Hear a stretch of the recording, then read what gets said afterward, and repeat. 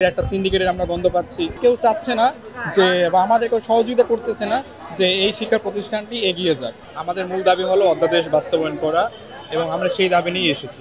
প্রথমত বিশেষতা হলো যে আমাদের শিক্ষা মন্ত্রণালয় তারা অধ্যাদেশ দেওয়ার জন্য একটা খসড়া প্রকাশিত করছে।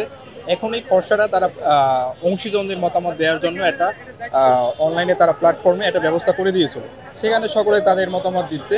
এখন আমাদের একটা আলটিমেটাম দেওয়া ছিল, তারা সেই সময়টা অতিবাহিত করার পরেও তারা অধ্যাদেশ দেওয়ার যে আমার আশা দিছিল সেটা তারা বাস্তবায়ন করতেছিল না। এখন আমাদের বিষয় হলো যেহেতু সময় শেষ আর আমাদের একটা সিন্ডিকেটের আমরা গন্ধ পাচ্ছি, এটা কাজটা অতি বিলম্ব হতে পারে। আমাদের প্রায় 1 বছর ধরে এই আন্দোলন সংগ্রাম, আমরা প্রতিনিয়ত চাচ্ছি না যে রাষ্ট্রের কোনো ক্ষতি হোক বা আমাদের আমাদের পড়ার টেবিলে আমরা ফিরতে চাচ্ছি। এই হিসাব বিবেচনা করলে আমাদের এখন অধ্যাদেশের সময়টা একদম ঘনিয়ে আসছে। এখন রাষ্ট্রপতি কর্তৃক যদি এটি স্বীকৃতি দেয় তবেই এই সেন্ট্রাল বিশ্ববিদ্যালয় বৈধতা পাবে। এজন্যই আমরা আর কি আজকে রাজপথে বা শিক্ষা ভবনের সামনে চলে এসেছি। একটা বিশ্ববিদ্যালয় একদিনে হয় না, এটা একটা প্রক্রিয়ার মাধ্যমে আসতে হয়। যেহেতু আমাদের সেন্ট্রাল বিশ্ববিদ্যালয়ের প্রত্যেকটা কাঠামোই একটা প্রক্রিয়ার মাধ্যমে চলে এসেছে।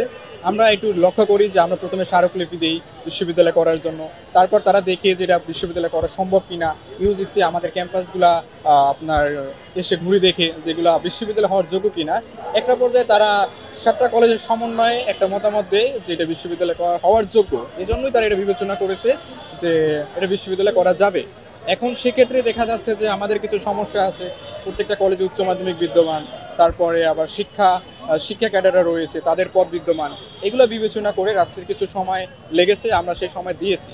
এখন যে আমাদের সামনে যে সংকটগুলো আছে সেগুলো সংকট না, সেগুলো হলো স্বার্থলোভী কাজ। যেমন আমাদের যারা শিক্ষক আছে তারা চাচ্ছেন যে বিশ্ববিদ্যালয় হোক না, বা হলেও সেটা কলেজের পদ্ধতিতে থাকুক এবং তারা সেখানেই অবস্থান করুক। এবং তারা এটাও চাচ্ছে যে আমাদের যে ভিসি রেজিস্ট্রার বা শিক্ষক যে পরবর্তীতে আসবে তারা যেন শিক্ষা ক্যাডার থেকে নিয়োগ দেওয়া হোক। এদিক থেকে বিবেচনা করলে যে তাদের এই তোষামদের কারণেই আমরা আর কি পিছনে পড়ছি। একটা কথা বলে না, লাল ফিতার দৌরত্ব।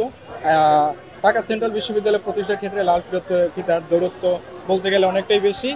এবং আমাদের যে দাবি দফা ছিল সেটা এখন আমাদের চূড়ান্ত সমাধানের জন্যই আমরা এখানে আর কি এসেছি। আমি সহমত পোষণ করছি। বিষয়টা হলো একটু জিনিস ভাবেন, ঢাকা শহরে নতুন একটা পাবলিক বিশ্ববিদ্যালয় করা মানে অনেক কিছু।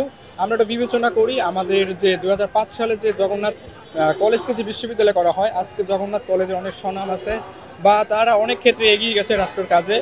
তবে বিবেচনা করলে আমরা যদি দেখি ঢাকা সেন্ট্রাল ইউনিভার্সিটি এটা 7টা কলেজের সমন্বয় এবং এদের কলেজ ক্যাম্পাসগুলো বৃহত্তম যতগুলো আছে। Dhaka college, Eden college, Titumir, তারপর বাংলা কলেজ, এই ক্যাম্পাসগুলো বৃহত্তম ক্যাম্পাস।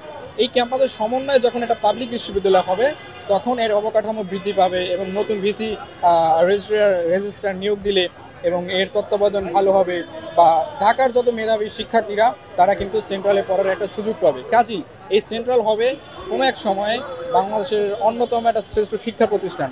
কাজেই কেউ চাচ্ছে না যে বা আমাদের কেউ সহযোগিতা করতেছে না যে এই শিক্ষা প্রতিষ্ঠানটি এগিয়ে যাক। এই হলো আমাদের আর কি শিক্ষা সিন্ডিকেটের একটা বিষয়বস্তু। আমাদের দাবি আমরা রাষ্ট্রকে জানিয়েছি এবং রাষ্ট্র সেই সময় নিয়েছে এবং রাষ্ট্রও চাচ্ছে যে আমাদের বিশ্ববিদ্যালয়টা হোক। কিন্তু আমাদের যে বিশ্ববিদ্যালয় হওয়ার যে প্রক্রিয়ার যে মধ্যবর্তী যে সময়টা, এটা আমাদের দেশের কাঠামোগত কারণেই হয়তো লেট হচ্ছে, আমার কাছে এটাই মনে হয়। আর আশা করি রাষ্ট্র আজকে সিদ্ধান্ত নেবে যে রাষ্ট্র আচরণ উপর নিয়ন্ত্রণ করবে যে আমাদের পরবর্তী কর্মসূচি কী হবে।